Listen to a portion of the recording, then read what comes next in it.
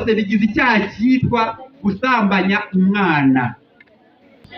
Noneho hari igihe abana b'abahungu batoya bari munsi y'imyaka 18 bashobora kujya kugura izo ndaya, wenda nyine nk'umubyeyi amenye ko uwo mwana wiwe w'umuhungu yagiye kugura izo ndaya, noneho agatanga ikirego.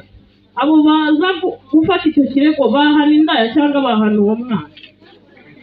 Hari ikindi nicyo gusa cyangwa maze nk'ifigura amazanye.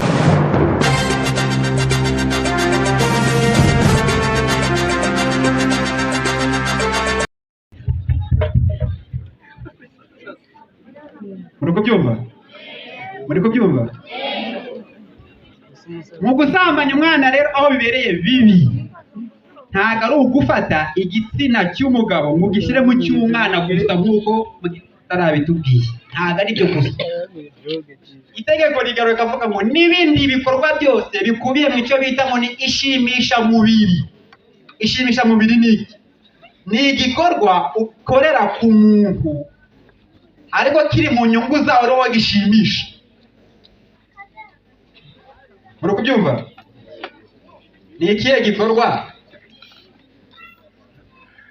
wakorera ku mukobwa uri umuhungu ukumva ari byiza ariko mutasambanye cyangwa se mutahuje ibitsina, ariko abakuru bari he? Inzira shaka abakuru na mikrofone hagera nta shimwe ijwi ritari bucike. Ari reka mbere kuri uyu wowe uri kwisha ndeba hano, wowe ni ibihe bikorwa umuhungu akora ku mukobwa bikamushimisha kandi batahuje ibitsina?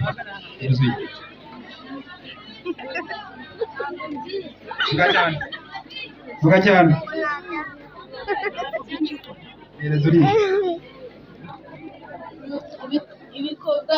Ibikorwa umuhungu yakora kugira ngo umuhungu yakorera umukobwa kugira ngo bimushimishe ni ukumusoma no kumukora ku mabere no kumukora ku giti. Mumuhereza amashyi.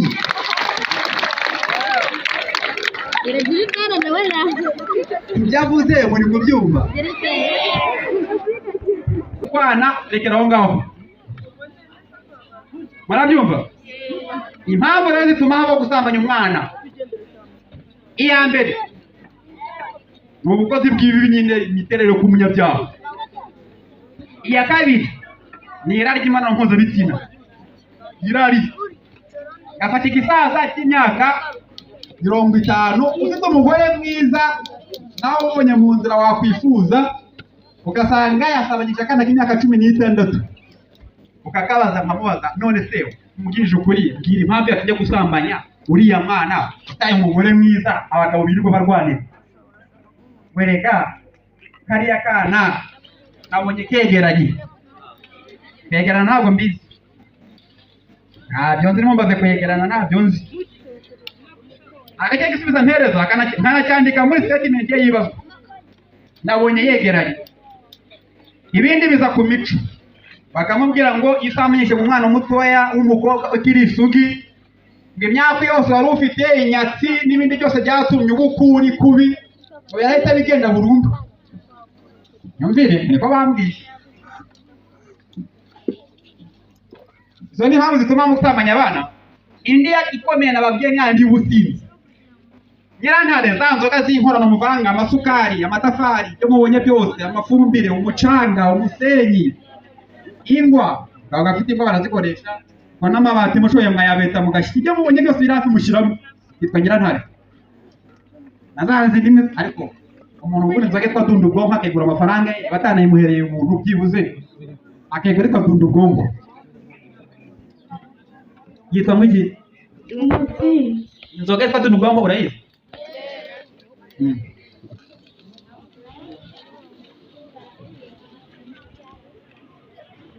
Dunda ubwonko sibyo? Umuntu akengwa amafaranga akayigura ariko yitwa niba nayo nubwo ari imbere apfundikiye, akanywa nyirantare umukobwa ahuriye mu nzira wese akamubonamo inkumi, yarangiza akamusambanya bikarangira aje iwacu. ingaruka ni izihe kuri babana bacu b'abakobwa batoya dukunda, ababyeyi cyangwa se abahungu bazaba ba mama w'u Rwanda, bazaba nk'abaribu, bazaba delegitirise, bazaba abafande, ba minisitiri, ba senateri, abaganga, abashoferi bose. Ingaruka ni ukubatera indwara zandura mu mibonano mpuzabitsina. Ingaruka ni ukubatera inda batarageza igihe cy'ubukure, umwana akarera undi mwana.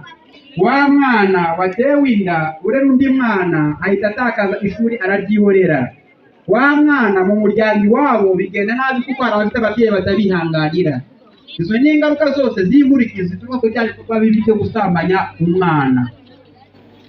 Navuze byinshi, ihangana. Reka mpinira ahangaha ibindi ndabifasha mu bibazo bikeya muri bumbaze. Kugira ntabwo nibyo nandika urajya mvuga ikibazo ngusubiza, ibibazo 5 birahagije. Hereza umwanya abagenzi banjye twazanye kugira ngo nabo bagire icyo bavuga. Ufite ikibazo wese arakibaza, si ngombwa umunyeshuri. Ufite ikibazo araza imbere avuga ikibazo cye musubize, yongera hazo undi musubize, ntabwo nandika. Ubwo munabidufashamo abarezi. Murakoze, murakara. Yewe icyo nashakaga kubaza nitwa Uwamahoro Josiane. Kama kangahe? Senior RIB. Okay, ngamwe. Nashakaga kubaza nk'urugero nyine nka ziriya ndaya zicuruza. Noneho hari igihe abana b'abahungu batoya bari munsi y'imyaka 18 bashobora kujya kugura izo ndaya. Wenda nyine nk'umubyeyi amenye ko uwo mwana wiwe w'umuhungu yagiye kugura izo ndaya, noneho agatanga ikirego. Abo baza gufata icyo kirego bahana indaya cyangwa bahana uwo mwana. Hari ikindi nicyo gusa cyangwa maze ngisubira amaze n'ikindi? Nicyo gusa. Urakoze cyane, baguha amashyi. Hari ibibazo abaza ubona biri challenge kandi buri wese yakenera kumenya. Murabyumva? Ikibazo abaza umuhungu niwe wagiye kwigura, atanga n'amafaranga kandi n'umwana agiye kugura umuntu mukuru. Logique y'amategeko rero, itegeko rifata umwana uri munsi y'imyaka 18 nkaho ataragira ubwenge bumwemerera gukora ibikorwa agiyemo. Rigashimangira ko umuntu mukuru urengeje imyaka 18 agomba kumutekerereza, naho yatekereje nawe akamubwira ngo oya so kuregera aho ngaho. Bishatse kuvuga iki? Iriya ndaya ntiyakaba yakira umwana uri munsi y'imyaka 18, yakaba ishaka abantu bakuru. Buriya mwana ikamubwira ngo jya kwiga, jya kuvoma, jya kuri ibingibi. N'ubundi ndaya ihanirwa icyaha cyo gusambanya umwana. Icyo tureba ni imyaka, nta yindi kriteriya tureba. Niba indaya ari nkuru, nitwita ku nzira yabikozemo, nitwita kuko bahuye, nitwita ku midoma, nitwita ku gazo, nitwita kuba yavuze. Ikizima nuko yakoze bya bikorwa byishimisha mubiri cyangwa se gusambana n'umwana uri munsi y'imyaka 18. Yumvikanye? Abandi bazi? Murakoze. Njyewe nitwa Ingabire Jean d'Amour, nkaba niga CSGC MCE. Ikibazo cyanjye kiragira kiti: mwatubwiye yuko guhera ku myaka 18 ukiyuzuza iryo joro uba wemerewe kuba waryamana n'umuntu igihe ubishakiye. Ese muramutse mubikoze mwese mufite 18 cyangwa 18 n'iminsi 3, uyenda ukamutera inda, wowe muhungu baguhana kandi ubyemerewe? Murakoze, nicyo kibazo cyanjye. Umuhereza amashyaka kiza cyane. Ntangira bwa mbere nigeze kuvuga amategeko y'imbonezamubano n'amategeko y'inshinjabyaha. Mu buryo bw'amategeko, mu nshinjabyaha umwana w'imyaka 18 urengeje n'iminsi 3 n'undi w'imyaka 18 w'iminsi 3 iyo bakoze baro mpuzabitsina babishaka nta gahato kabirimo, nta cyaha kirimo. Gutera inda ni igikorwa cyangwa se n'ingaruka ziturutse mu gikorwa cyakoze. Iyo cyagenze rero bigenda bite? Nta muntu n'umwe uwa wakoze icyaha gihanwa n'amategeko ku buryo yabifungirwa. Ariko kubera ko wari mu papa w'agahinja, ufite inshingano zo kurera wa mwana wabyaye. Bishatse kuvuga iki? Inzira yabyo ntikemurirwa muri RIB iyo wanze kubikora ku bushake ngo ufashe uwo mwana. Uwafite ikibazo ajya kurega mu rukiko akuregera ko ufasha mu gutanga ibitungo umwana, icyo bita indezo. amategeko yabigenye ko binyura mu mategeko mbonezamubano, ntabwo biza muri RIB ibyo ngibyo, kandi ntabwo bigize icyaha. Murakoze.